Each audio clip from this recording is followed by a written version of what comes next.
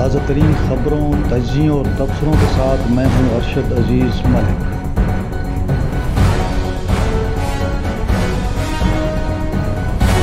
अस्सलामुअलैकुम नाज़रीन, उम्मीद है आप खैरियत से होंगे। आज दो मौज़ूआत हैं, दोनों बड़े अहम मौज़ूआत हैं। एक तो 9 मई के हवाले से आज जो है वो फ़र्द जुर्म आयद हुई है इमरान खान समेत काफ़ी लोगों पर, उस पर बात होगी। साथ साथ ऑल पार्टीज़ कॉन्फ्रेंस थी पेशावर गवर्नर हाउस में, उस पर बात होगी। बड़े अहम मौज़ूआत हैं तो आखिर तक सुनिएगा। पहले 9 मई पे चलते हैं। 9 मई आपको पता ही है कि तहरीक इंसाफ ने एहतजाज किया था और GHQ समेत जो फ़ौजी तनसीबात हैं उन पर हमले हुए थे। इस हवाले से रावलपिंडी के आरे बाज़ार में एक मुकदमा था जिसमें तकरीबन कोई 143 अफराद पर के ख़िलाफ़ FIR थी। आज 80 मुलजमान पर फ़र्द जुर्म आयद की गई है और इसमें इमरान खान साहब भी शामिल हैं और तहरीक इंसाफ के दीगर लीडरान भी शामिल हैं। आज उमर अयूब साहब को भी अरेस्ट कर लिया गया है, साथ में राजा बशारत को भी अरेस्ट किया गया है। इस 9 मई के हवाले से अभी तक 80 के अलावा जो बाकी लोग हैं होश हैं, तो यकीनन वो 63 लोगों की गिरफ़्तारी के लिए अभी छापे मारे जा रहे हैं। चूँकि ये फ़र्द जुर्म अदालत में आयद हुई, इमरान खान समेत तमाम जो इसमें मुलजमान थे उन्होंने फ़र्द जुर्म सुनने के बाद जुर्म से इनकार किया है।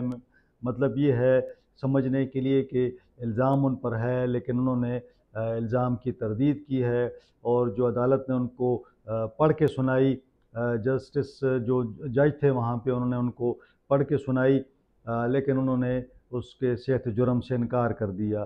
बहरहाल अब ये है कि इसका प्रोसेस चलेगा और यकीनन अब महसूस ये होता है कि जो पिछला जो धरना था, जो एहतजाज था PTI का, उसके बाद के ये आफ्टर शॉक्स होंगे और अब इस पे 9 मई के हवाले से काम तेज़ हो जाएगा। ये तो 9 मई के हवाले से है, जो इसमें कोई प्रोग्रेस होती है मैं आपसे शेयर करूँगा। अब दूसरी जानब चलते हैं।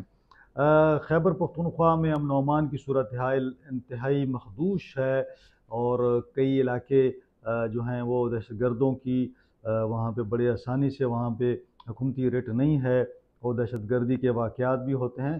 तो हमारे खैबर पख्तूनख्वा के गवर्नर फैसल करीम जो हैं कुंडी, उन्होंने आज ऑल पार्टीज़ कॉन्फ्रेंस बुलाई थी जिसके अंदर पीपल्स पार्टी के रहनुमा भी शरीक थे, मुस्लिम लीग नून के अमीर मुकाम भी शरीक थे, आफ्ताब शेरपाव जो है कौमी वतन पार्टी के वो भी थे, प्रोफेसर इब्राहिम जमात इस्लामी के थे, JUI के भी एक वफ़द मौजूद था। आज जो बातचीत हुई यकीनन उसके बाद एलामिया भी जारी हुआ। उसमें दिलचस्प बात ये थी कि तहरीक इंसाफ ने इस ऑल पार्टीज़ कॉन्फ्रेंस में शिरकत से इनकार कर दिया और तहरीक इंसाफ का ये कहना था कि गवर्नर साहब तो एक PN को तब्दील नहीं कर सकते, एक छोटे से पुलिस एहलकार को तब्दील नहीं कर सकते और वो सूबे के मामलात और अमन व अमान और हकूक़ की बातें करते हैं। ये चूँकि अमन व अमान की ज़िम्मेदारी सूबाई हुकूमत की है, वफाकी हुकूमत की है, तो अगर प्राइम मिनिस्टर या वज़ीर आला ये ऑल पार्टीज़ कॉन्फ्रेंस बुलाते तो मेरे ख़्याल में ज़्यादा मौसर होता। तो ये चूँकि एक दूसरे पे तंज के तीर भी बरसाते हैं, गवर्नर साहब भी ऐसा करते हैं, तो तहरीक इंसाफ की जो हुकूमत है वो भी उनका बदला चुकाती है। तो उनका ये कहना था कि वो अपना एक PN तब्दील नहीं कर सकते और बड़ी बड़ी बातें करते हैं, ऑल पार्टीज़ कॉन्फ्रेंस बुलाते हैं और वक्त का ज़िया करते हैं। बहरहाल जो आज ऑल पार्टीज़ कॉन्फ्रेंस हुई है उसके अंदर जो सीधा सीधा नुकात हैं मैं आपके सामने रख देता हूँ। एक तो ये बात की गई है कि सूबे की सियासी क़यादत ने सूबे में अमन व अमान की खौफनाक सूरत हाल पर तशवीश का इजहार किया है और कहा है कि जी पिछले सालों के मुकाबले में इस साल खून रेज़ी ज़्यादा हुई है, दहशतगर्दी के वाक़यात में इजाफ़ा हुआ है और साथ साथ उन्होंने कुर्रम की सूरत हाल पर भी बात हुई और एलामिया में कहा गया है कि कुर्रम में हुकूमत की जो गफलत है उसके वजह से 200 के करीब जानें ज़ाया हुई और इस हवाले से अलबत्ता ये दिलचस्प बात है कि गवर्नर चूँकि वफाक के नुमाइंदे हैं, अमीर मुकाम वहाँ पे सूबे की नुमाइंदगी करते हैं मरकज़ में, हुकूमत में, और ये कहा गया कि मरकज़ी हुकूमत भी नाकाम हो चुकी है। मतलब ये हुआ कि वफाकी हुकूमत जो मुस्लिम लीग नून की है, नवाज़ शरीफ, शहबाज शरीफ चूँकि मुस्लिम लीग के वज़ीर आज़म हैं और शहबाज शरीफ जो है सरबराह हैं, तो इस हवाले से कहा गया है कि जी वफाकी हुकूमत नाकाम हो गई है। मेरे ख़्याल में अमीर मुकाम की इसमें मौजूदगी के बावजूद अगर ये कहा जाए कि वफाकी हुकूमत नाकाम हो गई है, तो मेरे ख़्याल में कि ये बड़ा कोई सवालिया निशान बनता है। ताहम चूँकि PTI तो थी नहीं, तो लिहाजा हुआ इस तरह के सूबाई हुकूमत को भी करार दिया गया कि वो भी नाकाम हो चुकी है। तो वफाकी और सूबाई हुकूमतें कुर्रम मामलात में नाकाम हो चुकी हैं, इसमें तो कोई दो राय नहीं है। लेकिन दिलचस्प बात यह है कि अमीर मुकाम उसमें मौजूद थे और मुस्लिम लीग नून की मौजूदगी में, पीपल्स पार्टी की मौजूदगी में ये एलामिया जारी हुआ। साथ ही ये फ़ैसला हुआ कि एक सियासी और एक टेक्निकल कमेटी, ये दो कमेटियाँ बनाई जाएंगी कुर्रम के हवाले से। कुर्रम के मामलात पे हालांकि मैंने आपसे कहा कि गवर्नर साहब के पास कुछ भी नहीं है, अलबत्ता चलें कमेटी उन्होंने बना दी हैं। एक और अहम बात जो इसमें एलामिया में नज़र आती है वो ये कहा गया कि सातवां जो NFC वार्ड था, जो कि एक मुश्तरका और बड़ा मुतफ़िक़ा एक NFC वार्ड था, उसको 2 दिहाइयाँ गुज़र गई हैं और अभी तक नया अवार्ड नहीं आया। तो ज़रूरत इस अमर की है कि 11वां अवार्ड, यानी आप देख लें कि अगर 7वें के बाद 8वें ने आना था, फिर 9वें ने आना था, फिर 10वें ने आना था, फिर 11वें ने आना था, हर 5 साल बाद एक आता है। तो आप देख लें 20-25 साल से ये 7वां अवार्ड चल रहा है। तो उस वाले से बात हुई कि उसमें सबक जो फाटा था उसकी 3% रकम NFC वार्ड में मिलती थी, तो वो सूबे को दी जाए। तो जब तक NFC वार्ड को दोबारा आप उसके अंदर फ़ैसला नहीं होता, इत्तेफ़ाक़ राय नहीं होता, तो उस वक्त तक हमें मज़ीद इमदाद नहीं मिल सकती।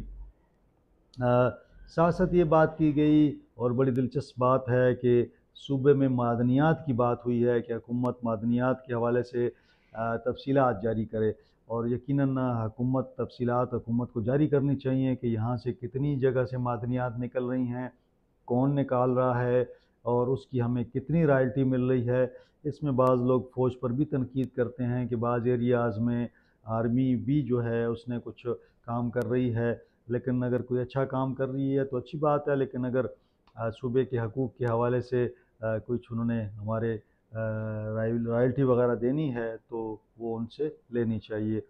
बहरहाल ये एक इसमें मज़ीद भी कुछ डिटेल्स थी, लेकिन बाद में जब प्रेस कॉन्फ्रेंस हुई तो सहाफ़ियों ने सवालों की बौछार कर दी और गवर्नर साहब जो थे और उनके साथ जो दूसरे लीडरान थे काफ़ी परेशान मुझे नज़र आए, क्योंकि बार बार यही क्वेश्चन किया जा रहा था कि भई आपने ये ऑल पार्टीज़ कॉन्फ्रेंस करवाई है, इसमें तहरीक इंसाफ भी नहीं है और आपके पास कौन सा इख्तियार है, आप इस ऑल पार्टीज़ कॉन्फ्रेंस से क्या हासिल होगा, क्योंकि जब काम ही सूबाई हुकूमत का है और सूबाई हुकूमत का नुमाइंदा है नहीं, तो अगर इत्तेफाक राय भी हो तो उससे क्या फ़ायदा होगा।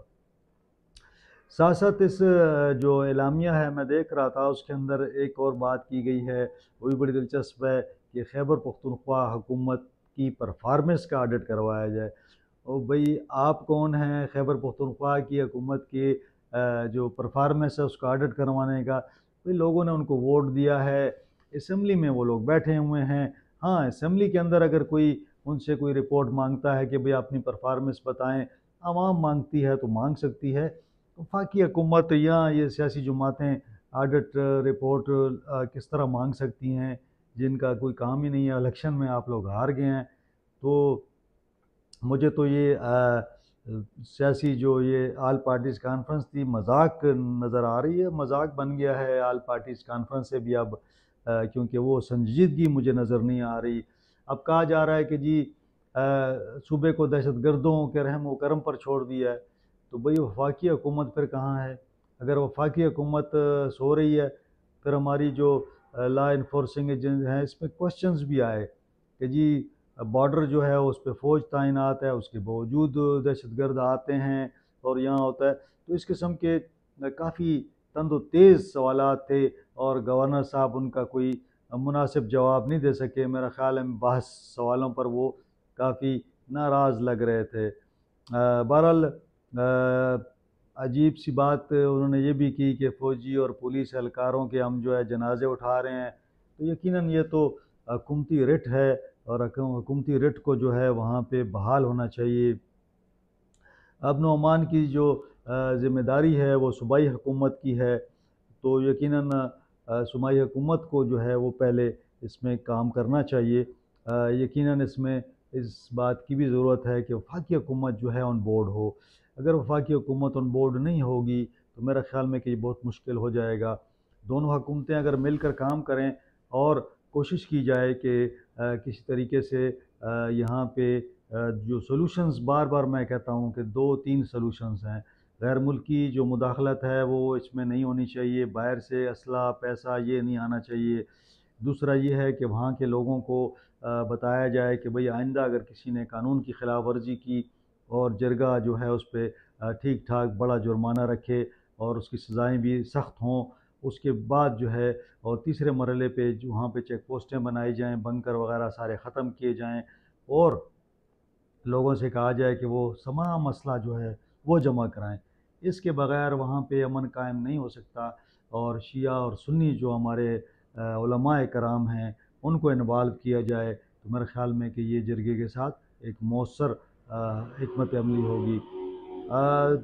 साथ साथ मुझे इस हवाले से जो भी फ़र्दर कोई इसमें अपडेट्स आती हैं, कुछ मज़ीद बात होती है तो मैं वो भी आपके साथ शेयर करूँगा। उस वक्त तक मुझे इजाज़त दीजिए। बहुत शुक्रिया।